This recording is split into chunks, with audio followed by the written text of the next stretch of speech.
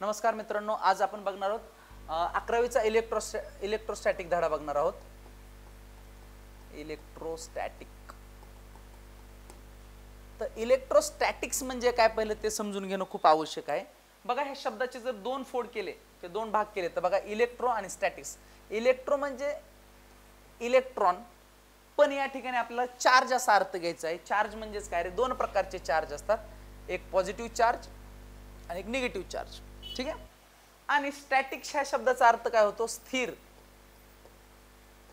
म्हणजेच काय करायचंय, इलेक्ट्रॉन किंवा प्रोटॉन एका ठिकाणी शांत ठेवलेले आहेत किंवा स्थिर ठेवलेले आहेत त्याच्याबद्दल अभ्यास करणं म्हणजेच इलेक्ट्रोस्टॅटिक्स होय.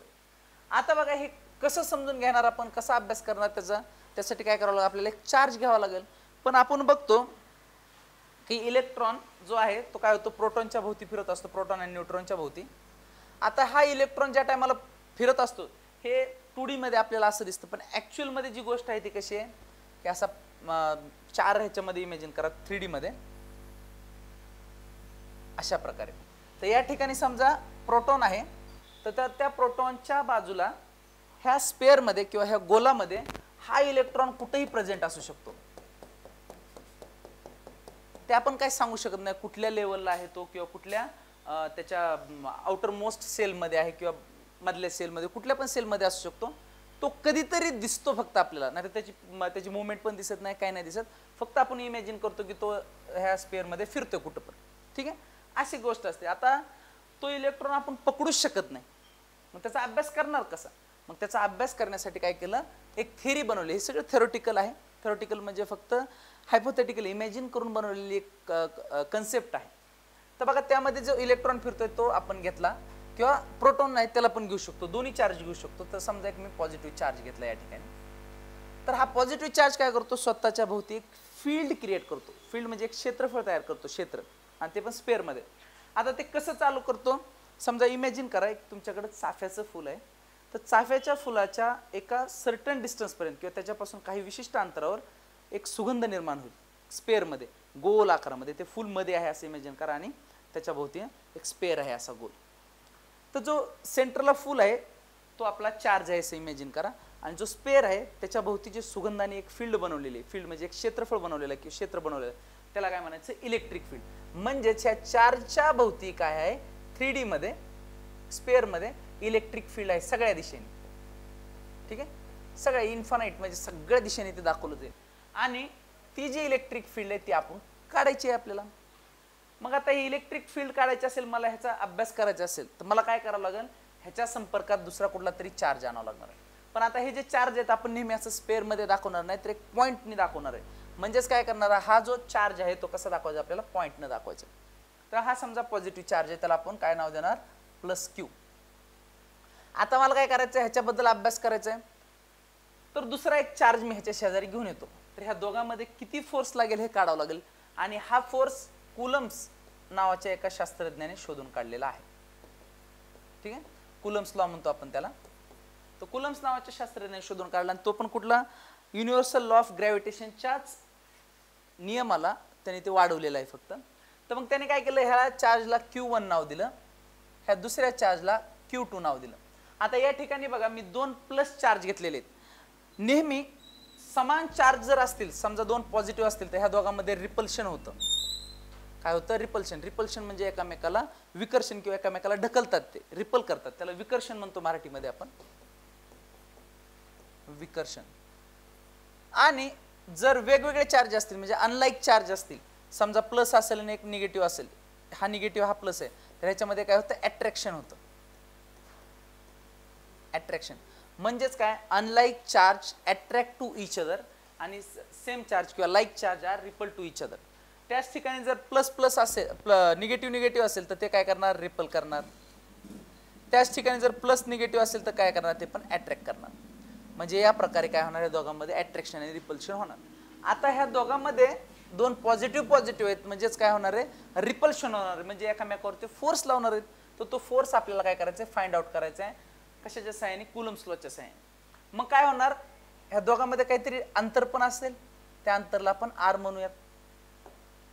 हे पुसून घेऊयात म्हणजे पुढे लिहिता येईल व्यवस्थित.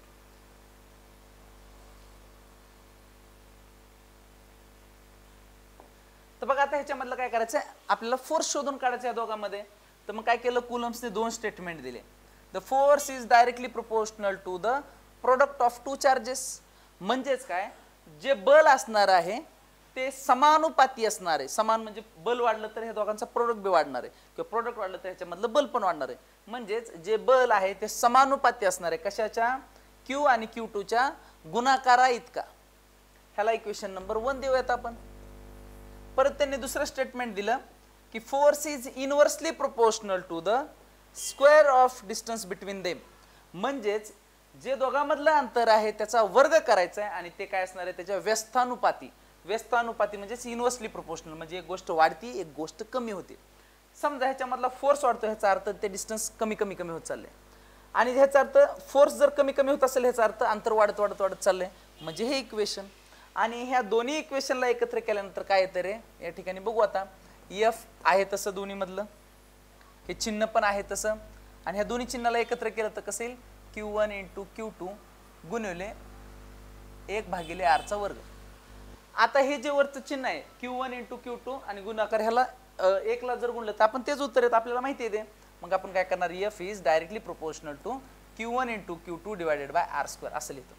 आता हे जे चिन्ह आहे समानुपाती आणि व्यस्तानुपाती दोन्ही हे चिन्ह आहे, तर हे काय सांगतात, जर फोर्स वाढला तर दोघांमधला प्रोडक्ट बी वाढला पाहिजे, आणि त्याच टायमाला अंतर वाढलं कमी झालं पाहिजे.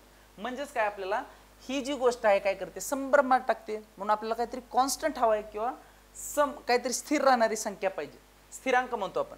मग तो स्थिरांक आपण कसा काढतो, F इज इक्वलचं चिन्ह देतो, आणि तो स्थिरांक असतो 1/4 पाय epsilon naught Q1 × Q2 divided by r².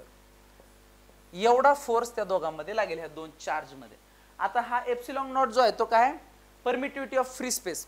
ठीक आहे, परमिटिव्हिटी ऑफ फ्री स्पेस म्हणजे काय, इलेक्ट्रॉनच्या लेवलला किंवा ॲटमच्या लेवलला दोन चार्ज मध्ये खूप मोठा स्पेस असतो, खूप मोठं अंतर असतं. ते जे अंतर आहे फ्री स्पेसचं म्हणजेच व्हॅक्यूमचं असतं. त्या व्हॅक्यूम मध्ये चार्जला, इलेक्ट्रिक चार्जला वाहून नेण्याची जी क्षमता आहे त्याला आपण म्हणतो फ्री स्पेस परमेबिलिटी, आपलं परमिटिव्हिटी म्हणतो. ठीक आहे, परमिटिव्हिटी म्हणतो, त्याला कशाने दर्शवतो आपण, एप्सिलॉन नॉटने. त्याची व्हॅल्यू पण आहे ते पुढे आपण सांगणार आहोत. तर अशा प्रकारे मला काय झालं, फॉर्म्युला भेटला.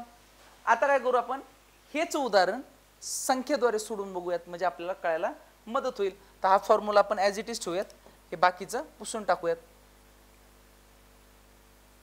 मग आता ह्या ठिकाणी काय करायचं,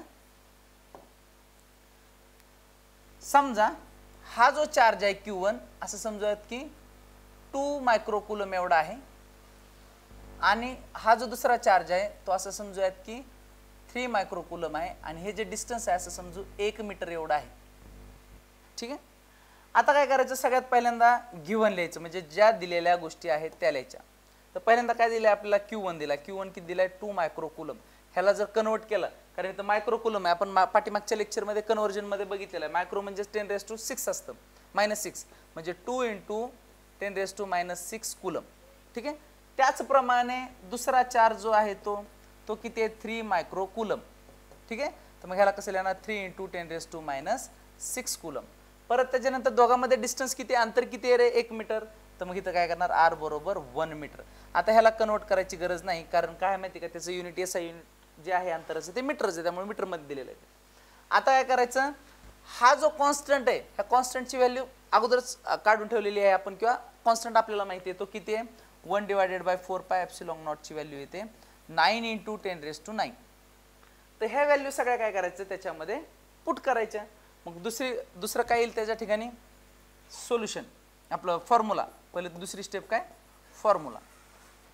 तर फॉर्म्युला काय, F इज इक्वल्स टू 1/4 पाय epsilon naught Q1 × Q2 divided by r². आता ह्या ज्या किमती आहेत ह्या फॉर्म्युल्यामध्ये आपण टाकूयात आणि सॉल्व्ह करूयात. त्यासाठी काय करू, हे पुसून घेऊया एवढं.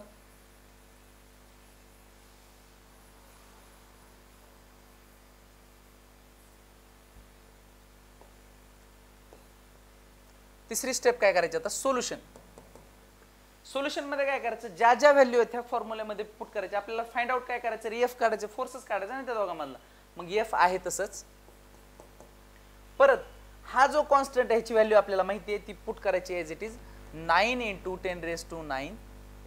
परत त्याच्यानंतर काय रे Q1 आणि Q2.